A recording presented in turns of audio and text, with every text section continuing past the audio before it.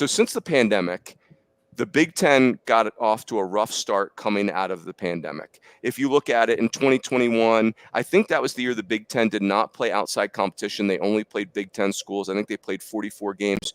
3 teams made the NCAA tournament. And, RPIs were a hot mess. I feel like 2022, though, is when the Big Ten was really penalized for that. The Big Ten only got 2 teams in the tournament. Now, Maryland hosted. Now, of course, Connecticut upset them in that regional, but that was really a downer for the Big Ten, in my opinion.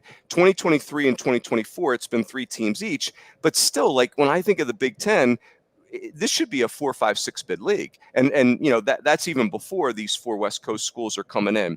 So the first part of the decade, I feel like has been a setback for Big Ten baseball. But now, we're through the pandemic and we fast forward, and there's a lot of stuff going on. Like the Big Two now, the SEC and the Big Ten being the big money leagues. You've got, 4 really good baseball programs coming in, and USC and UCLA, and Washington went to Omaha in 2018, and Oregon's a school that's been to back-to-back super regionals. And so I'm going to give you guys 5 ideas where if I had the remote control for Big Ten baseball, here's what I would do. But I want you to comment on these, but also like if you would move one up or if there's a different idea, whatever it is. But here's the 5 things that I would work on immediately. So Coach Rooney is the Big Ten commissioner. I'm excited to hear this. Yes, for the next 28 minutes. I'm excited. This is no accountability leadership because it's make-believe.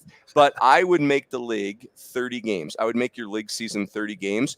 Now, this one I don't feel as much conviction because the other leagues have gotten, like all the leagues getting bonkers with how big they're getting, but conference record has always been a really big deal to me. Like I'm not taking a cheap shot at the SEC, but it does hurt my heart when I see 13 and 17 teams getting in the NCAA tournament.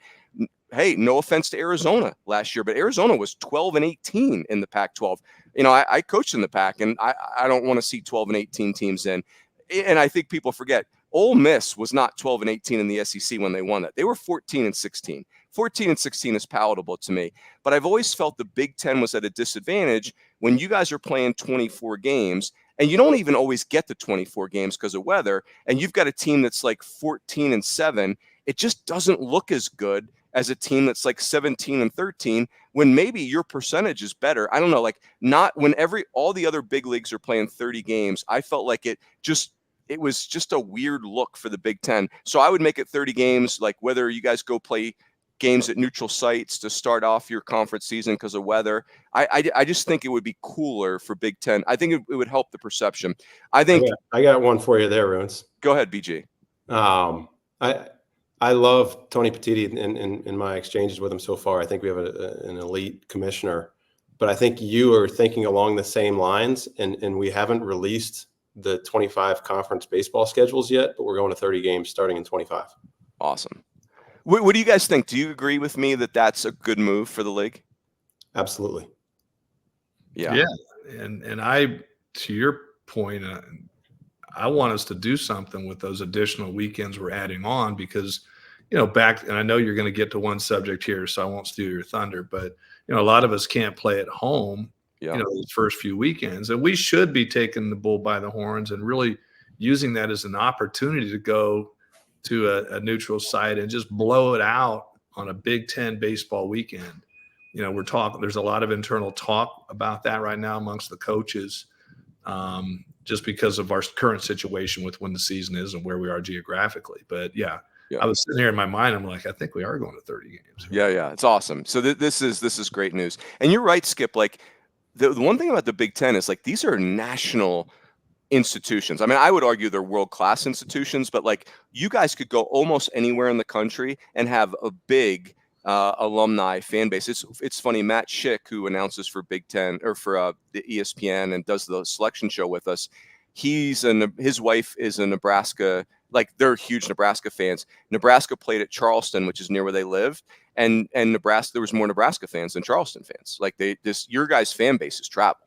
Yeah. And that's the argument. And again, I wouldn't be surprised as this continues to develop. There's so many new things happening in our sport right now, but I wouldn't be surprised if something like that does happen. Yeah. Over the next year or so, because it would be good. It would be, to me, it'd be good all the way around. It's more exposure to the Big Ten. It allows, to play and really make an event out of it. So 30 games, I think we're both in agreement with you. Yes. All right, good. That's good. It's great news. All right, so my number one priority would be 32 hosts, where the whole NCAA tournament becomes 3-game series until Omaha. Omaha, I would not change that format, but that would add a week to the season. So, and we have 2 dead weeks between the end of our season and the draft. So I feel like we've got some wiggle room there. But I just, like, athletic directors don't really get excited about baseball until it's like right in their nostrils, and like everyone will tell you that. And when the way you do that is you host the postseason. And I think we don't have great parity at the top of the sport right now. The SEC is dominating the top of the sport. And the only way you change that, well, there's other ways you could change this, but I think one of the ways you change it is shrink sample sizes. And I just think 3-game series is what we play every weekend. I think it would be really, I think it would be just good for the whole enterprise. It'd be more compelling. I think it'd be financially beneficial to all parties involved. But think about this, you guys. So in the last 4 years since the pandemic, the Big Ten has had one host school, just one, Maryland in 2022. If we had 32 hosts where, the 2 seeds are hosting, it would, instead of being 1, it would be 5. There would have been 4 more Big Ten schools that would have hosted that first weekend. And so, and again, to your point, Skip, this would happen during good weather. I just think there's so many positives to it. It is very unique. And I'll tell you, my biggest fear, I wrote an article about this year, is that our current format is so awesome and exciting. It's like you're afraid to fiddle with it. But I think this would be just awesome. What say you guys here? I think I'm on the same page, Runes. I think it's really good for the game. I think it's really good for a number of institutions that get to host. Like you said, our game is 3-game series for whatever that is, 16 weeks prior. And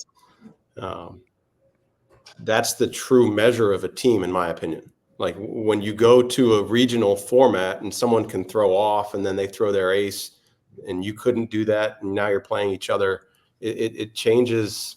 I think there's some unfair advantages. And so I think you play 3-game series all year. You learn how to try and win every series. That's the postseason should mirror that. What say you, Skip? I say that I'm getting old and I don't care what people think about me, so I'm just going to speak. It's like, it's what he's right. We already have a disadvantage. There's a disproportionate number of teams from certain conferences getting into the end. So the fact that they're hosting is already a disadvantage. I always say this, they've created the term home field advantage for a reason. Mm-hmm. It's the ancillary stuff that Ben talked about that we gave a lot of dialogue to as a conference group of head coaches about a week or so ago, that I wasn't even thinking like that. That if you do that, just the competitive nature, and we were saying, yeah, it's tough to beat that host school in that current format, because as they said, what do most of them do? If they're the number 1 seed and they draw a 4 seed, and again, no disrespect to some, but what do? They throw off. So now it's just totally skewed in that system for that to happen, where they should advance. If you do the 3-game set, well, guess what now? Whether we're on the road or hosting, whatever the case may be, you can't throw off. Like you can beat somebody in a 3-game series. So I love it for that fact. So I'm hoping that happens for sure. I think if that happens, you're going to see I would anticipate a different composition in Omaha. Yeah. So I'm 100% behind you on that suggestion, Mr. Commissioner. Yes. When you guys say pitch off, I always think about 2001 when we were at Arizona State. We were the 2 seed at Fullerton, and the Fullerton was rolling. Like it was just big leaguer after big leaguer. And Temple was, from my beloved city of brotherly love, was in the regional. And I used to, chip at the West Coast kids about, the toughness and charisma, and, and so Temple's in there, and I'm popping off about Temple. And Fullerton throws a kid with 6 innings on the season. It's game 1 of a regional, and their starting pitcher is logged 6 innings. And Temple, like, no score after 1 inning. I'm like really getting loud now. And then it is 15-0 before Temple gets another out. Like it was just a bombing. And so anyway, I'm with you. But you're right. Is that good for college baseball? I would say that's not. Like there's a way to remedy this. Yeah, it was bad for the Sun Devils that weekend, that's for sure. How do you guys feel about, so if we went to a field of 72, these are two separate ideas, but we went to a field of 72, I don't think we could go field of 72 with the current format, because then teams would be playing 6 games. You could play 6 games in a regional weekend coming out of conference tournaments. Like, that would be a formula for disaster pitching wise. But we could implement a field of 72 with 32 hosts, and then we'd have a Thursday night play-in game at 8 of the sites. And that would give a little bit of an advantage to your top seeds. And then it's Thursday night, I think, would be really compelling, thinking about squeeze play. Like, it's you win and you stay, you lose, you go home. It's a 1-game play-in into the NCAA tournament. I see really good teams getting left out year after year. And I know, like, some of the big conferences will get more teams. I'm totally okay with that. They're not going to get all 8 teams. I'm totally okay with them getting more teams if some of these teams that are getting left out are in. But I think reasonable minds can disagree. I've had some very rational people disagree with me that, hey, 64 is kind of like the perfect number. BG, what say you on that? You like 64 or 72? I like 72. I think 64 is a good number, but I think similar to the NCAA basketball tournament. I mean, those play-in games generate excitement, create opportunity for a few teams that are on the bubble that don't get in. Now they're getting in. And I think about it, with some of the metrics that people use to build a case to be in the tournament or not. If there's a little bit of grace there, maybe it gets somebody in that maybe doesn't have the best RPI, but they pass the eye test, or vice versa. So I think the more opportunity to get into the postseason, the better. I think that's a good number. I don't think you want to go much past that. Yep. Skip, what say you? I don't feel too strongly, honestly, either way. I'm not smart enough or have done a deep enough dive on it. But if now, would you qualify that with, would you be eliminating some of the automatic qualifiers in the 72 number, or keep it as is? Or they would still get in, but like, I would take the bottom AQs and they would have to be part of the playing game. Now, I would argue that, like, that would be better for them, because if you look at it statistically, like our 16 4 seeds last year, if I'm not mistaken, only Evansville and SEMO even won a game. Everybody else was 0-2. And that's pretty typical. Like, so some of the AQs would have to play a Thursday night game, but they'd be playing against another 4 seed that's a more and they'd have all the attention, instead of, no offense, like, they show up in a regional and just get whacked twice, which doesn't always happen. But and the way I would do it is I would take the bottom 4 leagues by RPI or whatever metric, and they would be the leagues that would be part of the play-in. All right, so I'll buy that. Yeah. So I think that's either way. So I get 1.5 more. I would expand the Big Ten tournament. I would want more than 18 teams in there, like more than 8. I do like the tournament. Like, it's a real true blue tournament. It almost looks like blood sport from the outside. Like, it almost looks, honestly, it looks too grueling when you start thinking about the NCAA tournament. That's just one man's opinion. But now that you have the 4 more teams, and I want more exposure for the league. And I feel like when it's only 8 teams, that hurts it a little bit. But I don't know. I could see both sides of this. BG, what say you? You like the current format, or you'd like to see it expanded? Ruins, you're essentially the commissioner, right? Because Are we already you nailed the 30 games, and I think we're going to expand it to 12. 12, okay. So I like it. Yeah, I think it's good. I think the tournament generates such excitement in Omaha, especially when you have Nebraska playing as well as they've played, and Iowa playing as well as they've played. You're able to play in front of incredible atmosphere in Omaha, and so I think it's a great thing. I think it's coming. That's the plan, is to go to 12, and I think that's a great number. Yep. Skip, what say you? No, I've always been a proponent of a broader postseason tournament, conference tournament, if you have the chance for multiple bids, but if you're a one big league, I was always about shrinking that number. Yeah. So I do think the Big Ten should be a multi-bid league based on the quality of play and the teams in it. And yeah, put more in. But again, I think besides all that, I think you've gotten inside information on this little thing tonight, because here we are again. It's good. It's the confirmation podcast. Yes, you're out. This is awesome. So we are going to a bigger tournament. So I agree with it. Yeah, that's cool. I love that. That's really good. Hey, what so I'll give you this topic, and then I'm going to come to you first, Skip, on this. So I think what I wrote down is leverage the Pac-4. Like, how does this league leverage these four Pac-12 schools coming in? And here's one of my concerns. Whereas the the Big Ten network was an advantage when you guys were at Indiana, I feel like it's become a big disadvantage the last few years because I feel like the other leagues have all congregated on ESPN Plus, and you guys were just on an island. And even as someone like I'll give you an example. Like, Iowa was a really interesting team last year, and I personally did a terrible job seeing them because I had every other game sitting there in front of my eyeballs on ESPN Plus. Now I'm wondering if maybe this will be improved because of the new television contract, and like it does feel like Peacock is growing super fast. But I'm just curious. Like, I feel like the ACC and the Big 12 and the SEC and even the Sun Belt and the Big West and some of these good leagues, they get so much exposure on ESPN Plus. And if you're a college baseball fan, you have ESPN Plus. That is a concern area for me for the Big Ten. What are your thoughts there, Skip?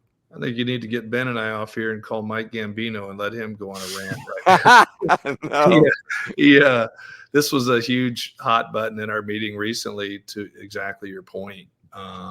The exposure piece, that it needs to be better. And I'll let people, I don't want to speak on subjects I'm not an expert on, but I'll let people figure that out. But I do think we have a problem in exactly what you just said.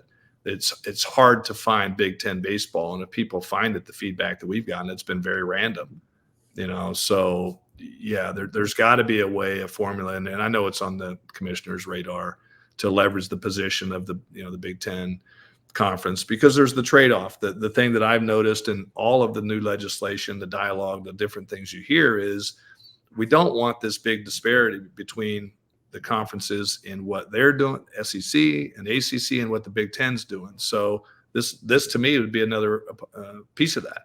Like, so why would we want this big discrepancy in the visibility of the power conferences? So I agree with you 100%. Like that's something we need to really, really look at. I hate saying it, although I said I'm old, I don't care when I say it anymore. I don't know how much thought, I don't know where that is in our pecking order. But again, I laugh, and I don't want Michael call me tomorrow and be like, "What are you doing talking?" But like, he thinks that needs to be first and foremost. And there's part of me that agrees with that. Like, we need to be blowing this out. We got a huge opportunity here, and this is something we could capitalize on. Yeah, 100%. What BG, and you can comment on that too, but what are other ideas? Like, the elephant in the room is the move the season back, and I'm less of an extremist there. Like, part of, like, if I was in charge, part of what I would do is I would do 32 hosts immediately, and I would slide the season back 1 week, because we do have 2 weeks that are just dead weeks between the season and the draft. But that's only a week. But I think the other thing is I think the 32 hosts would benefit the Big Ten more than any other conference. Like, I think your percentage increase of hosts would be more than any. But you tell me, BG, like, is that the other idea that could really impact this league, or is there something that we're whiffing on? Yeah, I think if you can push it back, it helps the league tremendously. I do. I just think that you travel within the league, the crowds in March versus the crowds in May there's such a discrepancy there. And when you get nice weather in the Big Ten, the environments are great, especially for a big game. I mean, you have tremendous atmospheres in a lot of places. And so I am a proponent of moving it back. I think it'd be good for Big Ten baseball. To answer your question about how do we leverage it, I do think we need to get better on TV. I think the uniqueness of the geography of the league can help us too. You're able to put games on for several hours, versus a league that's solely in one time zone. And so I think if we can get that right, there's an opportunity to create even more eyes on our league. I think the host site, the 32 host, aside from moving the season back, the 32 host is probably the top priority for me. That would be great for the Big Ten. That would be great for college baseball. I don't care what league you're in. You have more opportunities to host. You should be excited about that. And realistically, you have more opportunities to advance out of a regional, even if you're not a host. So I think that's good for the college baseball. I think it's good for Big Ten baseball. So I guess, Runes, I probably am a little bit more of a proponent of pushing it back than you. Yeah. Well, the 32 host is like that's to your point, like that.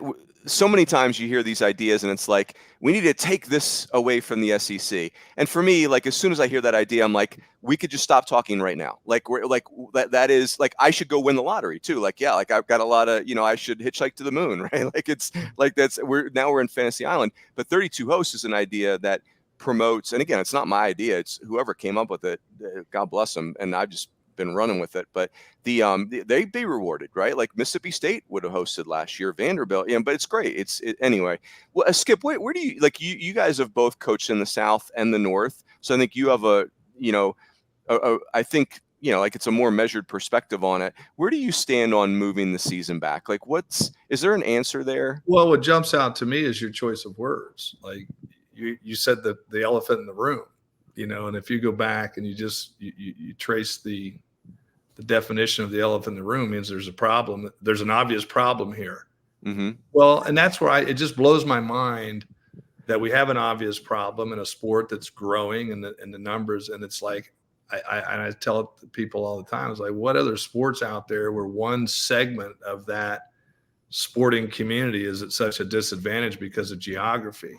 And I always go back to like, yeah, it is a problem. There's things you got to work out, but we got a lot of smart people out there, and this isn't that rocket science. I mean, this is a very solvable problem, and the fact that we haven't done that collectively as an organization, to me it says one of basically two things: either we're not smart enough, which I don't believe that. I think we're super smart enough, or people have individual interests.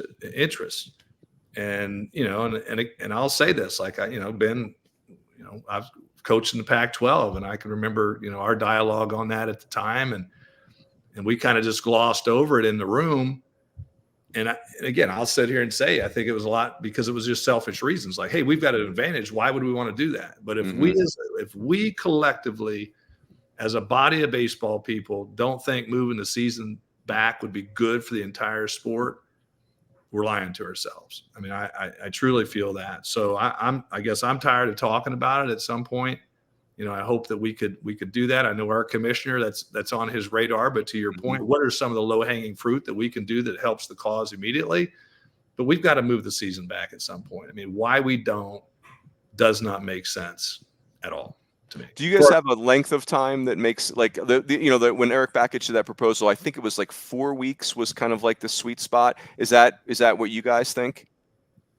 Yeah. I mean, it's like right now, Ben, you're getting used to it, but I think it's always that in the North. I mean, I spent now 20 years of my career coaching in, Northern climate, if you will. And it's those first 4 or 5 weekends you struck playing at home. We talk about RPI problems, all that. Well, here you have it, because you got a significant segment of your participating institutions playing on the road all the time. And back to my statement, home field advantage was created for a reason. Why do we see all these things that are skewed towards?